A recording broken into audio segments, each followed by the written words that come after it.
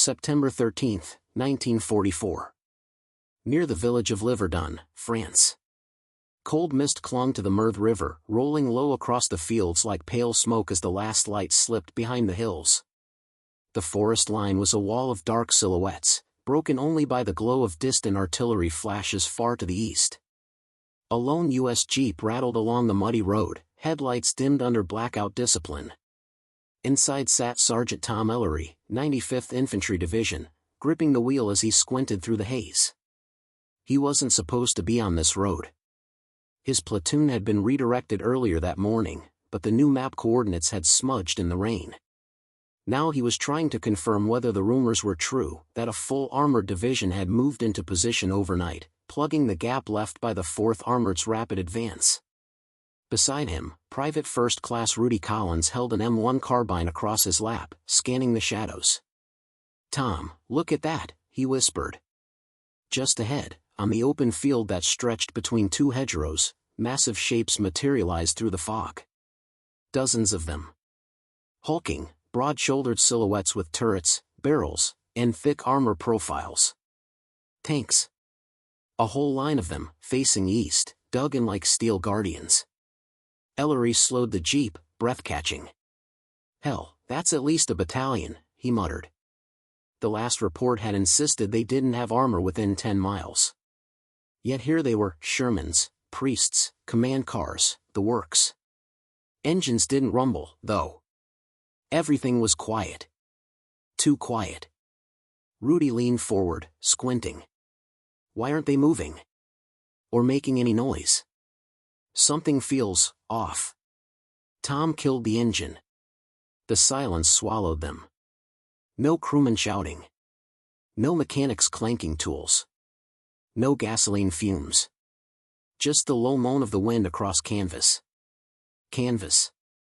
Tom frowned, stepping out, boots sinking into the wet grass. As he approached the nearest tank, its turret locking in a menacing angle, he placed a hand against the armor. Except it wasn't armor.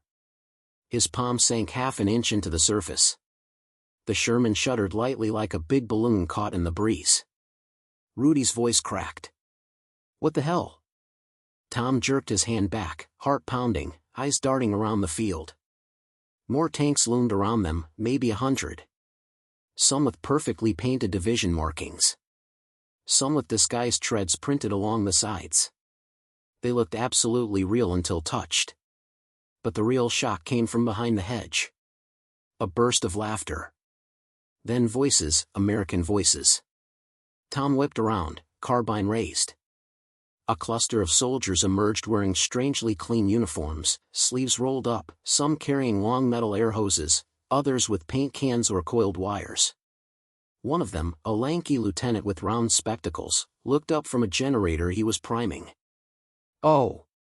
Evening, fellas," he called cheerfully.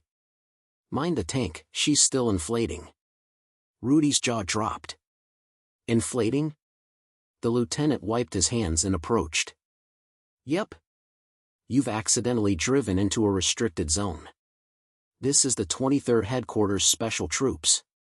You might know us by our other name," he grinned. "The Ghost Army." Tom exchanged a stunned look with Rudy.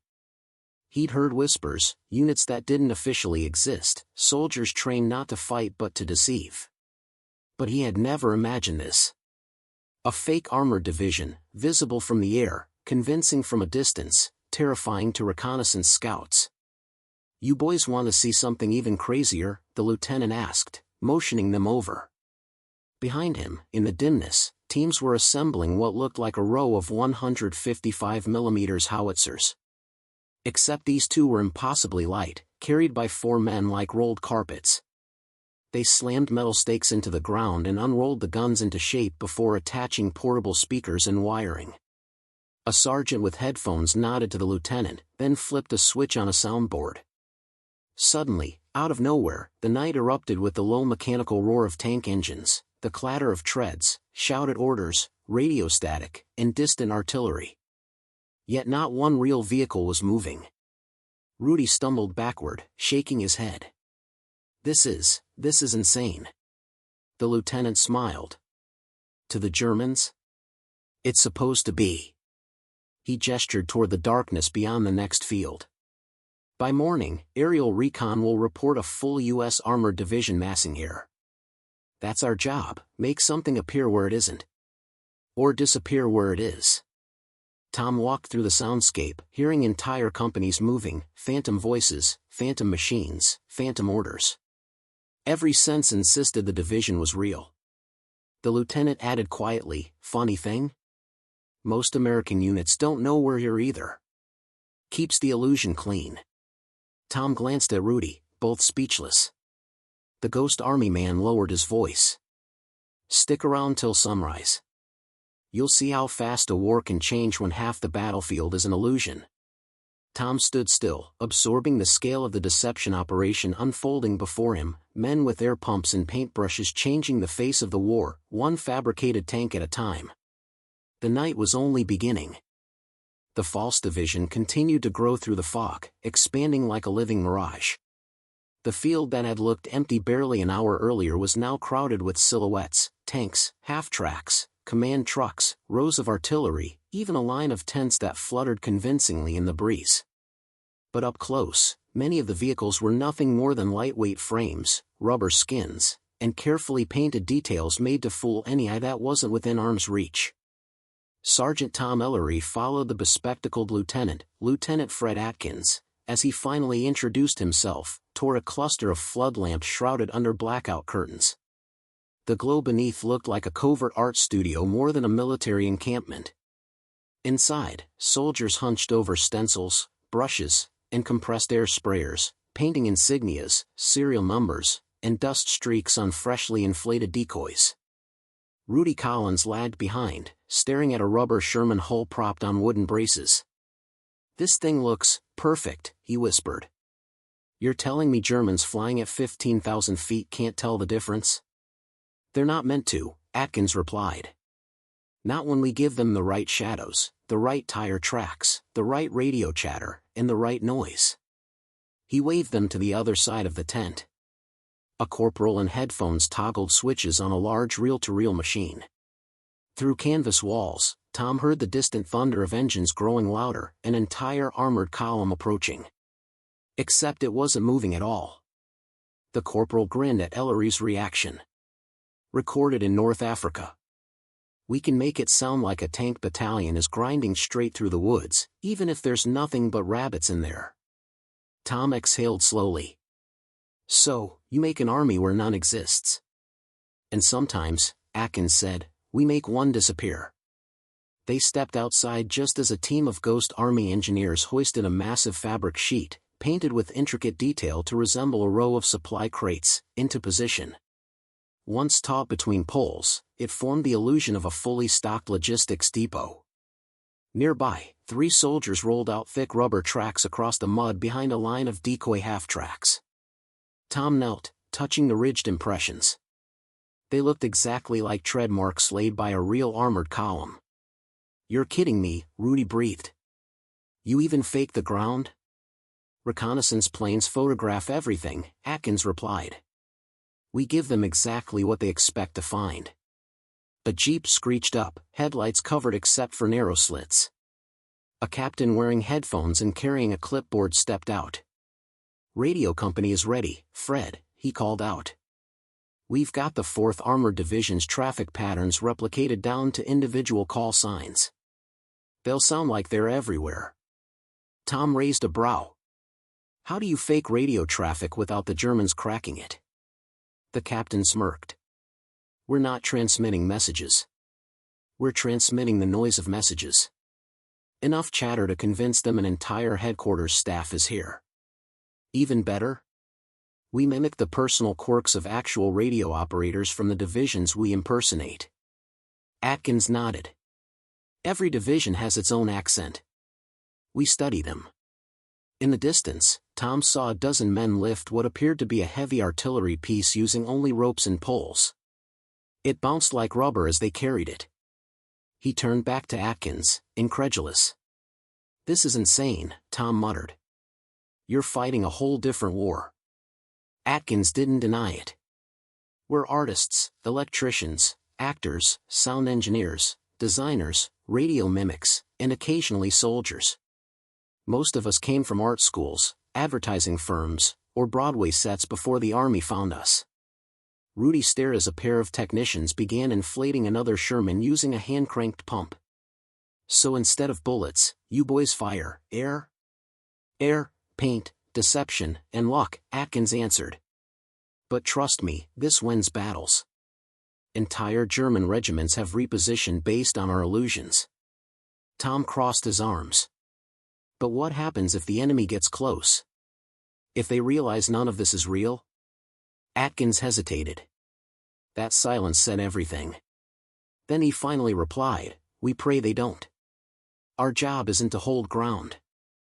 It's to draw fire away from real divisions. We're bait."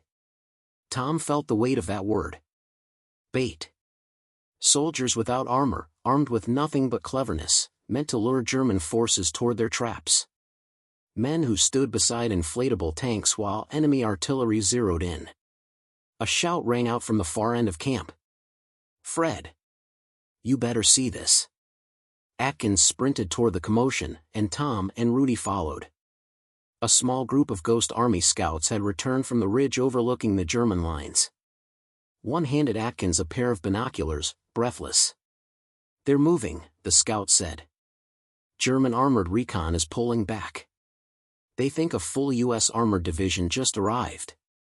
Tom felt a chill, even as damp fog clung to his face. The Ghost Army's illusion wasn't just working, it was shifting the battlefield in real time. Behind them, the fake engines roared, the inflatable tanks gleamed under the moonlight, and the men who fought with air and sound continued their impossible dance. By dawn, the Germans would be convinced the Americans had reinforced the entire sector. And no one except a few dozen illusionists knew the truth. The first light of dawn crept over the hills, painting the mist in shades of gold and gray. Tom Ellery and Rudy Collins stood at the edge of the field, watching the inflated division bask in the morning glow. The fog had thinned, but the illusion had not diminished. Rows of Sherman tanks, half-tracks, and artillery gleamed with the precise wear and tear painted onto their rubber skins. Even the shadows cast by the rising sun seemed convincingly real. "Look at that," Rudy murmured. "There, it's perfect." Tom nodded, though unease gnawed at him. The Phantom Division, a mirage made of rubber, canvas, and clever sound design, had drawn real German attention without firing a single shot. A chill ran down his spine as he realized just how many lives would be affected by this silent deception. From the ridge, Ghost Army scouts signaled with hand gestures. German aerial reconnaissance planes had already flown past, cameras clicking, film rolling. Every photographer in the Luftwaffe would later swear they had seen a fully equipped U.S. armored division. Every pilot, every intelligence officer, every map analyst would note tanks, artillery, trucks, all fabricated. Atkins appeared, smiling but tense. "They bought it," he said. "Every last detail checked out from the air." Tom looked closer at the field. The men and women of the Ghost Army moved like clockwork. Some inflated yet another Sherman. Others rewired dummy radios. Engineers rolled out rubber ammunition crates, meticulously stamped with division markings. The illusion was a living, breathing entity. "Even our own soldiers don't know what's real and what's not," Atkins added quietly. "Keeps the illusion clean." He gestured toward a line of decoy half-tracks. "By noon, aerial photos will show what looks like an entire division advancing. In reality, the closest real tanks are miles away." Tom swallowed hard. He thought back to the morning drive here, the jeep rattling through the fog, the initial shock of seeing a division appear overnight. What he had assumed was a mistake, a misreport, turned out to be a carefully orchestrated theater of war. Rudy leaned closer, whispering, "And we're just standing here, watching?" Atkins chuckled faintly. "Not just watching. Learning. Most U.S. units stumble across our work first and can't believe it. Until they're briefed, they swear it's real. And sometimes, even then," he trailed off, shaking his head. "Even seasoned soldiers doubt their eyes." The sun climbed higher, burning through the mist. At a distance, the faint rumble of real engines could be heard, the 4th Armored Division maneuvering as scheduled. Tom realized how perfectly the timing had been orchestrated, real and fake forces intertwined, with the Germans none the wiser. Suddenly, a flare popped in the eastern sky. A German reconnaissance balloon drifted lazily toward the field, its observers likely squinting through binoculars, snapping photos. Atkins' face hardened. Here comes our audience. On cue, a soldier rolled a portable loudspeaker onto a cart and flipped a switch. The field erupted with the mechanical growl of engines, shouted orders, and artillery reports. Phantom tanks advanced, phantom half-tracks rumbled forward, and the entire division seemed to surge across the terrain. The Germans in the balloon recorded every second, believing a major U.S. armored buildup was underway. Tom felt a wave of awe. "They can't believe this is happening," he muttered. Atkins nodded. "Exactly. By tonight, reports will be in the hands of German commanders. They'll divert troops, reposition artillery, maybe even retreat from sectors they thought were under threat. That's the power of deception." Rudy shook his head, amazed. "And no one gets hurt?" "Not by us," Atkins said. "Though some of the men operating here are risking real lives if the Germans ever got close. That's why we move fast, stay alert, and vanish like ghosts when necessary." A distant echo of artillery fire reminded them the war was still very real. Yet here, in this misty French field, a war was being fought without bullets. A battle of perception, strategy, and pure ingenuity. Tom and Rudy exchanged glances, silently acknowledging that what they were witnessing was unlike anything they had imagined. The Ghost Army, men armed with nothing more than paint, air pumps, radios, and soundboards, had made an entire division appear overnight. And for the Germans, it was real. By mid-morning, the field looked convincingly alive. The Phantom Division seemed to stretch endlessly across the rolling hills, rows of inflated Shermans interspersed with dummy artillery, half-tracks, and supply trucks. From a distance, the illusion was flawless. Even close-up, it required careful inspection to spot the telltale rubber seams or slightly sagging turrets. Sergeant Ellery and Private Collins crouched behind a hedgerow, observing the operations. Through the rising sun, a group of German reconnaissance soldiers emerged from the woods on the opposite ridge. Armed with binoculars and cameras, they approached cautiously, taking notes and snapping photos. Their expressions shifted between awe and suspicion as they tried to confirm what they were seeing. Rudy leaned closer to Tom. "Do you think they can tell?" Tom squinted at the Germans, counting their movements. "Not a chance. They're completely buying it. Every angle, every shadow, every sound, our guys here have thought of it all." Atkins appeared at Ellery's side, whispering urgently. "They'll probably circle around to the south. Make it look like they're reconnoitering the entire division. Keep quiet, don't move. If we're too obvious, they might suspect something." From their vantage point, the Germans began photographing the Phantom tanks, recording radio chatter carried over the airwaves by the Ghost Army operators, and scribbling notes about the supposed troop placements. Meanwhile, the portable sound machines simulated the grinding of real tank engines, the clatter of artillery crews, and shouted commands. Every move reinforced the illusion. Ellery watched, fascinated, as the German lieutenant paused beside a Sherman, leaned close, and patted the armor. His hand pressed only inches into the rubber, yet the officer seemed unconvinced. He gestured for another soldier, who took measurements and shook his head. They whispered to each other, visibly perplexed, before moving on to the next unit.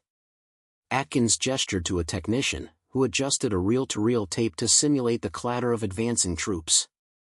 Another soldier moved silently along a line of rubber tanks, repositioning wheels and adjusting canvas to maintain the illusion of wear from continuous use.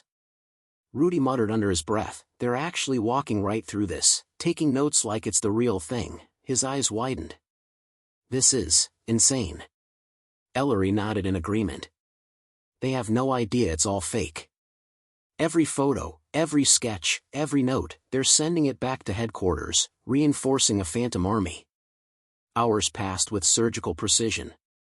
The Germans continued their inspection, moving from field to field, photographing and recording, while the Ghost Army adjusted positions and sounds as if the division itself were alive, constantly reorganizing. At one point, a German officer raised his binoculars toward the ridge, signaling a supposed artillery threat on the horizon. Atkins whispered to Ellery, "Watch this next trick."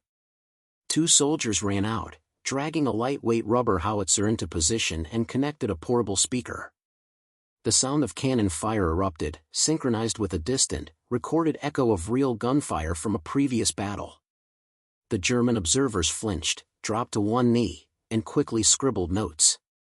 To them, the U.S. division had just opened fire. In reality, not a single round had been fired. Ellery felt the magnitude of the deception.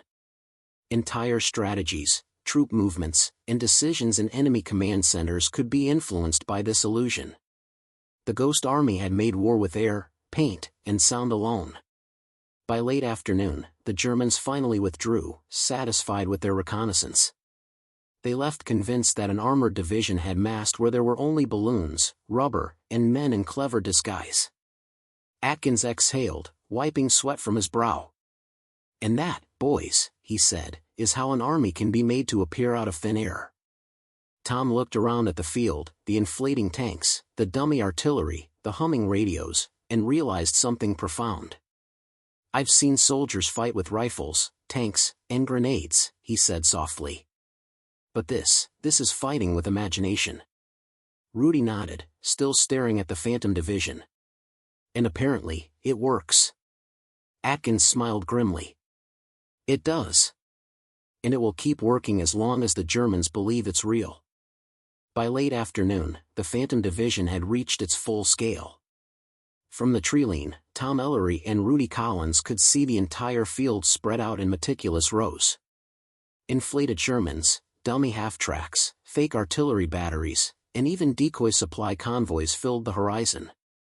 Smoke from small, controlled fires mimicked the bustle of cooking crews and engine exhaust.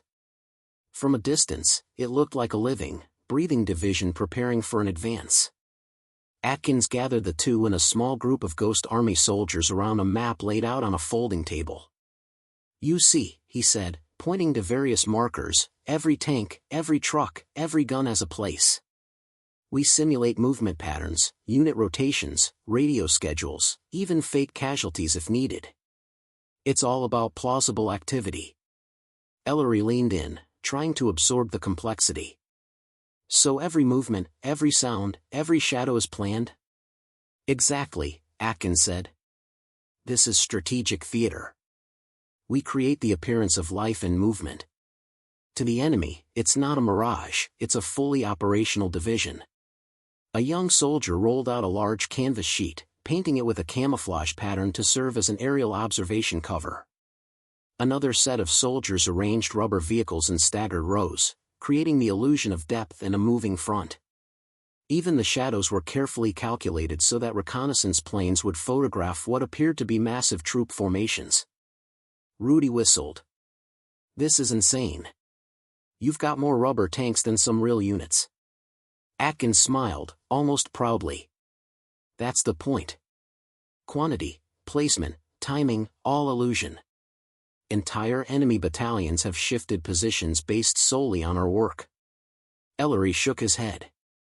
"And the Americans who stumble across this, they can't believe it either, right?"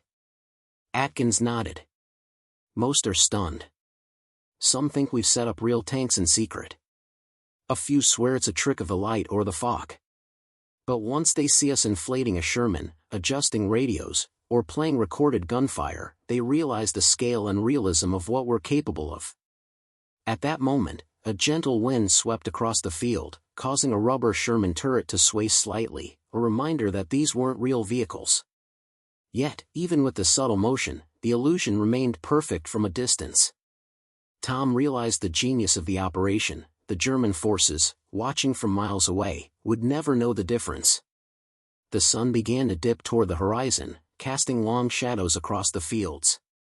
The Ghost Army continued their work, inflating, painting, and perfecting every detail for the next day's reconnaissance. Even as darkness approached, the simulated engine roars, artillery cracks, and shouted commands kept echoing across the valley, ensuring the illusion persisted after nightfall. Ellery looked at Rudy. "They've made an entire army, out of nothing. And they've convinced the Germans it's real." Rudy nodded, still wide-eyed. "I can't stop thinking about the orders that are going to come from this. Every decision, every troop movement by the Germans, based on us." Atkins, overhearing, added quietly, "That's exactly the power of deception. It's not just about fooling the enemy, it's about shaping the battlefield without firing a single bullet." Tom and Rudy stood silently for a moment, taking in the scale of the operation, the ingenuity, and the sheer audacity of the Ghost Army. A whole division had appeared overnight, and for the Germans, it was as real as sunrise. And the most remarkable part? It was invisible to most of the world, a ghost that fought silently, brilliantly, and dangerously effective. By the following morning, the real 4th Armored Division began to roll into position, guided by the intelligence reports the Germans had filed. Tom Ellery and Rudy Collins watched from the hedgerow as actual tanks rumbled onto the fields, engines growling, tracks churning mud into the furrows. From the Germans' perspective, the armored buildup had been real all along. The Ghost Army had succeeded, no shots fired, no real tanks lost, and the illusion had changed enemy strategy. Ellery noticed that even his own unit's soldiers, who had been redirected to the area that day, were shaking their heads in disbelief. Some had thought they were seeing a real division the night before. Now, with both the real and fake units converging, confusion and amazement filled the ranks. Atkins gathered the Ghost Army teams for a quick debrief. "Remember, nothing leaves this field undocumented. No photos, no detailed maps," he reminded them. "Our work is classified. Few will ever know what we did here, but it's more important that the enemy believes it." Ellery approached Atkins. "I still can't wrap my head around it. You made a full division appear overnight. And nobody's hurt, nobody's fighting, but the Germans believe it completely." Atkins smiled wryly. "That's the secret of the Ghost Army. Real combat is messy and dangerous, but deception, when done correctly, is surgical. We shape the battlefield before a single shot is fired. It saves lives, confuses the enemy, and changes the war in ways most people will never see." Rudy, still staring at the inflated Shermans deflating in slow hisses, asked, "Do people outside the unit ever find out what you did?" Atkins shook his head. "Not for years. The government keeps these operations secret. Many soldiers who stumbled across our work never learned who we were or what we accomplished. Even American units were often briefed only after the fact. The Germans? They had no clue until long after the war." Tom looked across the field, imagining how many enemy maps and battle plans had been altered by their Phantom Division. "All this," he said quietly, "and it's just air, canvas, radios, and sound." "Yes," Atkins replied. "And precision, creativity, and nerves of steel. That's how an entire division can appear overnight." As the day wore on, the Ghost Army dismantled the decoys with meticulous care. Inflated tanks were lowered, dummy artillery disassembled, and sound machines packed away. By nightfall, the field appeared empty once more, no trace of the incredible operation that had fooled an entire enemy army. Tom and Rudy drove back to their unit, still speechless. "I'll never forget this," Tom admitted. "Not a single shot fired, but an entire battlefield changed." Rudy shook his head in awe. "And the Germans? They probably still think we had that division out there." Atkins' words echoed in their minds as they drove away, "We are ghosts. That's our power. And in war, perception is everything." For Tom and Rudy, the Ghost Army had transformed the very idea of warfare. Not all battles were fought with guns and bullets. Some were fought with imagination, and the enemy never even realized it.